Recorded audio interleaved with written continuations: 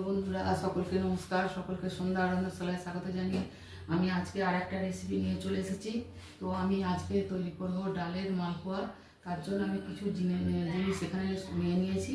তো এই ডালের মালপোয়া বন্ধুরা, মালপোয়া তো আমরা অনেক রকমের খেয়েছি, এইটা একটু অন্য ধরনের করে করছি, অন্য পদ্ধতিতে। তো এই মালপোয়াটাও খেয়ে দেখবেন, এটা অতি সুস্বাদু। ওই মালপোয়ার থেকেও এটা আরও খেতে ভালো হবে। একবার খেলে আপনারা এটা আবার করে খাবেন। তো আমি কিভাবে করব প্রথম থেকে দেখবেন, আশা করছি এটা আমাদের খুবই ভালো লাগবে। তো আমি এখানেই দেখুন, এখানে এই জিনিসগুলো নিয়ে নিয়েছি। তোমার ময়দা, এই যে ডাল, সুজি, চিনি, গুড়, এলাচ। আর এবার এটা আমি কাজটা শুরু করব। এই যে ডালটা আমি ধুয়ে নিয়ে সেদ্ধ করে নেবো।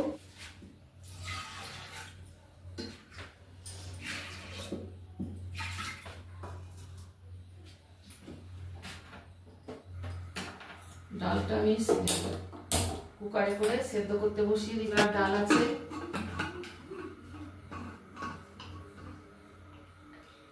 100-র একটু বেশি আছে। এদিকে এটা সেদ্ধ করতে বসিয়ে দিলাম। আর এদিকে মালপোয়ার জন্য একটা ব্যাটার তৈরি করতে হবে।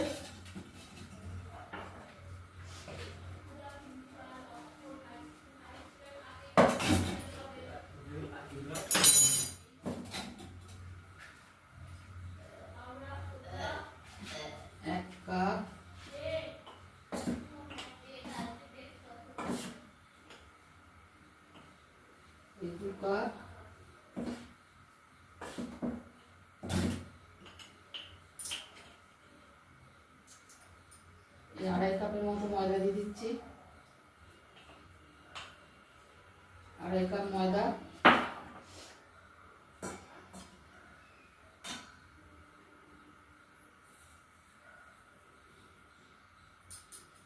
এই হাফ কাপ আর এইটা হাফ কাপের একটু বেশি, মানে 3 ভাগ, 4 ভাগে 3 ভাগ সুজি দিয়ে দিলাম।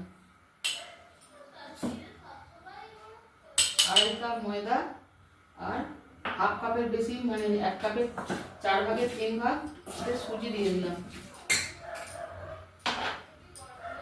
এক ক্ষুদ্র নুন দিয়ে দেবো, অল্প একদম।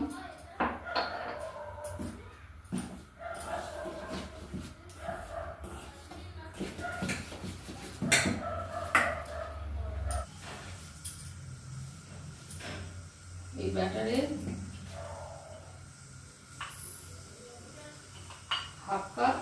হাফ কাপের একটু বেশি চিনি দিয়ে দিলাম।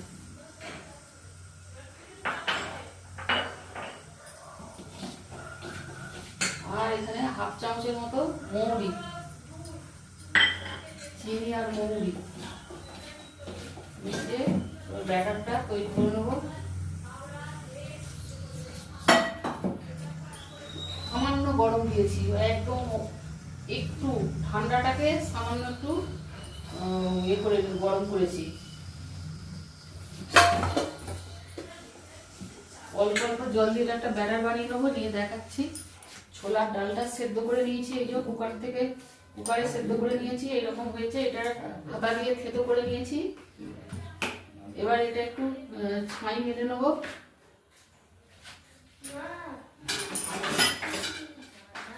এটা একটু ছাই মেরে নেবো।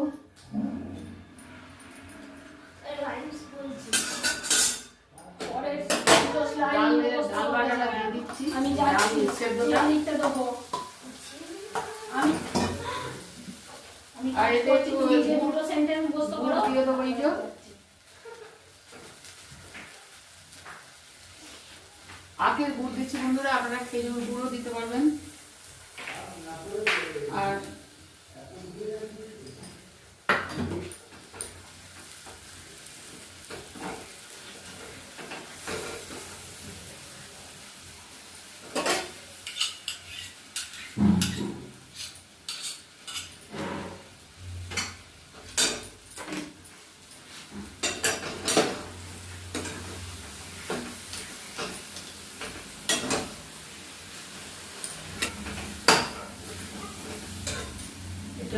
নেড়ে নেড়ে একটু পাক করে নেবো।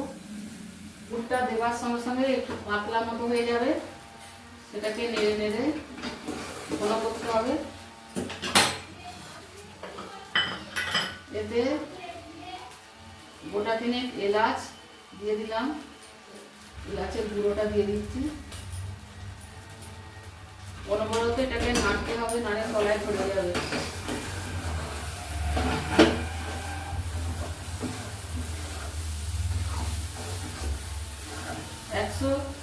ছোলার ডালে 100 গুড় দেবেন।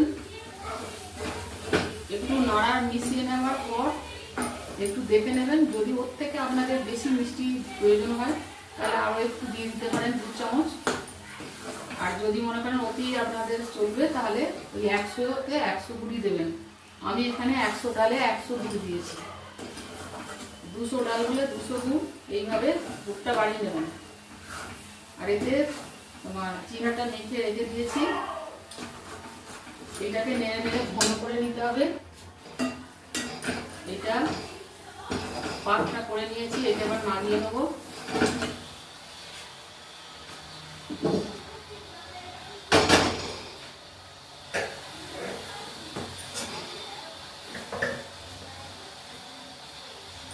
নামিয়ে নিয়েছি এটা।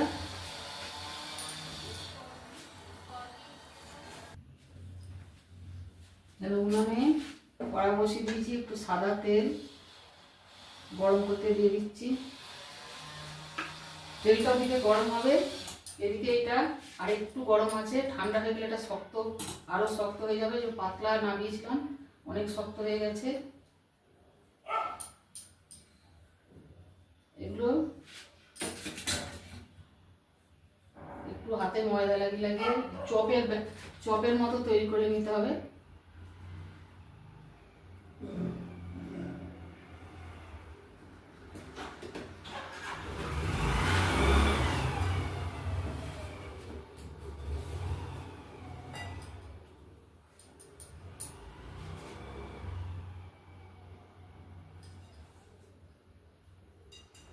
এরকম কিছুটা করে ব্যাটার নিয়ে এরকম গোল পাকিয়ে নিতে হবে।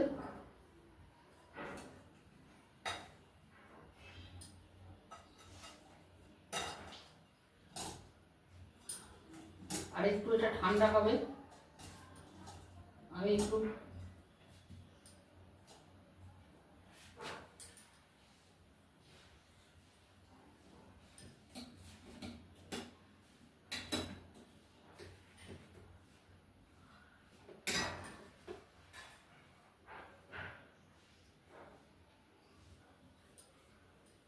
এরকম ব্যাটারের মতো এই চপের মতো করে এইভাবে সবগুলো একটু ময়দা লাগিয়ে লাগিয়ে কিংবা একটু তেল লাগিয়ে এগুলো সব তৈরি করে নেবো। ব্যাটারটা 5-7 মিনিট ধরে আমি ফেটিয়ে নিয়েছি। এটা ভালো করে ফেটিয়ে নিলে ফুলবে ভালো। তো আর একবার নেড়ে আর একবার করে নিচ্ছি।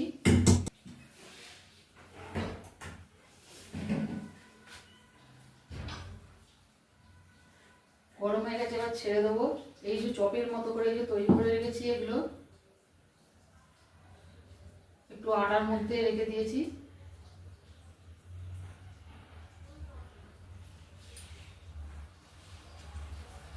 এবার চপ ভাজার মতন ভেজে নেবো।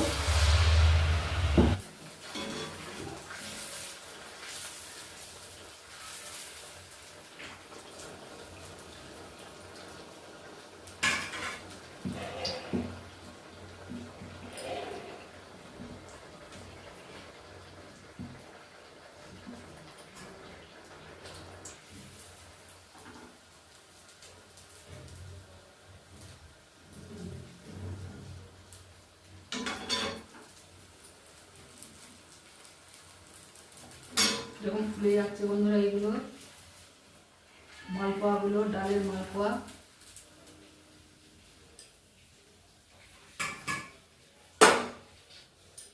আরো একটা চাচ্ছি।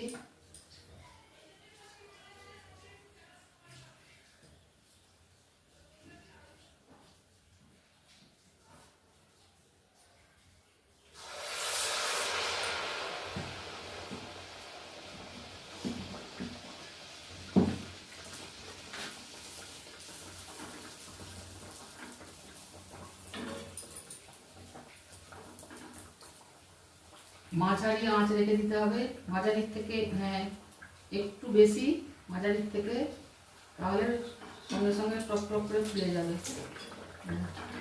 এরকমভাবে ফুলেছে।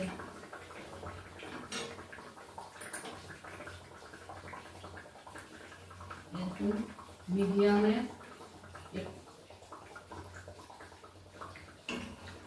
মিডিয়াম আঁচে ভেজে নিচ্ছি।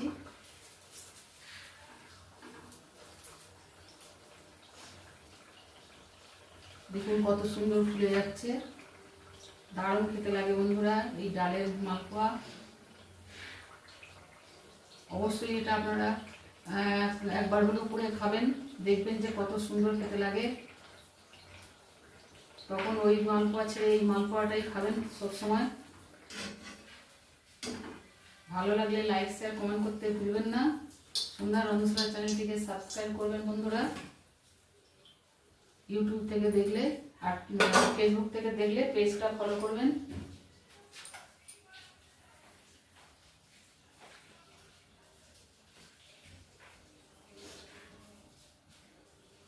আর একটা ছাড়ছি।